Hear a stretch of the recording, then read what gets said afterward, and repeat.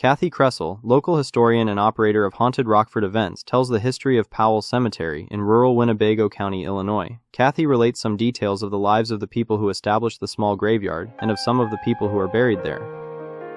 Welcome to an audio version of an original article by Kathi Kresol, historian and operator of Haunted Rockford Paranormal Events, Rockford, Illinois. This audio presentation is entitled The Rediscovered History of Powell Cemetery. It's an audio version of a 2022 original story by Kathi. The article originally appeared in the Rock River Times. This audio article is produced by Thomas Saunders for Haunted Rockford. Copyright 2025. Few people think of the small cemeteries that line our county's back roads as historical places. They drive by these burial grounds without a second thought to the stories that might be found there. The Powell Cemetery on South Mulford Road near the Kishwaukee Forest Preserve is such a place. It has been mostly forgotten, and one cannot even tell that a cemetery exists there except for the gate. The sign has a date of 1859 listed, but the cemetery began much earlier than that. In an attempt to preserve the few stone that are left, they have been buried in a small area toward the center of the plot of enclosed land. I could find no record of where the stones, or the bodies under them, were originally located.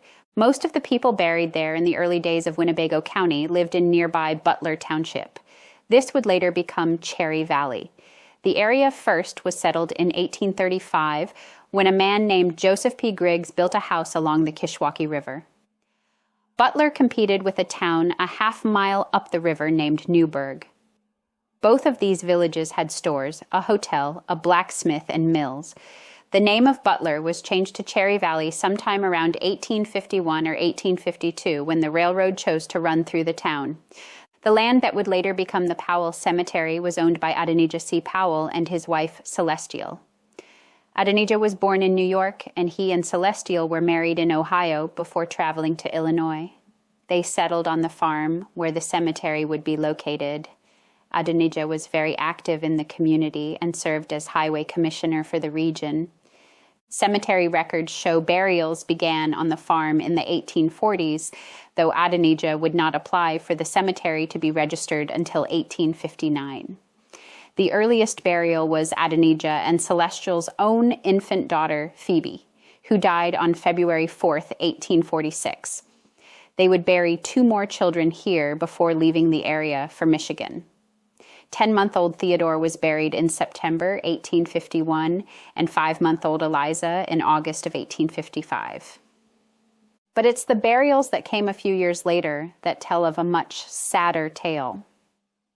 During a few-week period between September and December of 1854, 12 people were buried in this little space. Though research has not definitely proved what illness killed all of these people, articles from the time mentioned a possible cholera outbreak. One family from the area was hit especially hard during the outbreak. Most of the information on this family has been lost to time, but a few records remain. The 1850 census lists David Daniel Baxter and his wife Olive living in Canton, New York, with 7 of their 8 children. Sometime between that census and the fall of 1851, the family, now including their married daughter, Mary, and her husband, William Hinckley, settled in the Butler area. This was confirmed by records stating that David and Olive's son, Asa, died on September 23, 1851.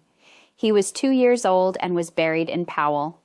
According to burial records, Mary and William's daughter, Emma, was the first from the family to die during the outbreak on September 23, 1854.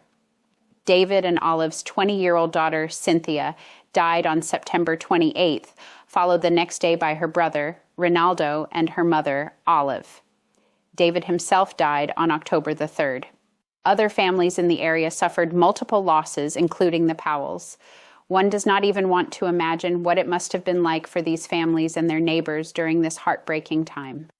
Infant mortality was incredibly high during this time, but to lose 2 or more children in just a few days would be hard for even these tough pioneers. One of the last burials in Powell Cemetery was especially moving. The stone is very worn and covered by dirt, now making it difficult to read. It has Little Hattie, daughter of G, written on it, and no last name can be deciphered. The date is March 12, 1865. Research into burial records and online research offered no further clue. but research into old newspapers finally revealed this little child's name.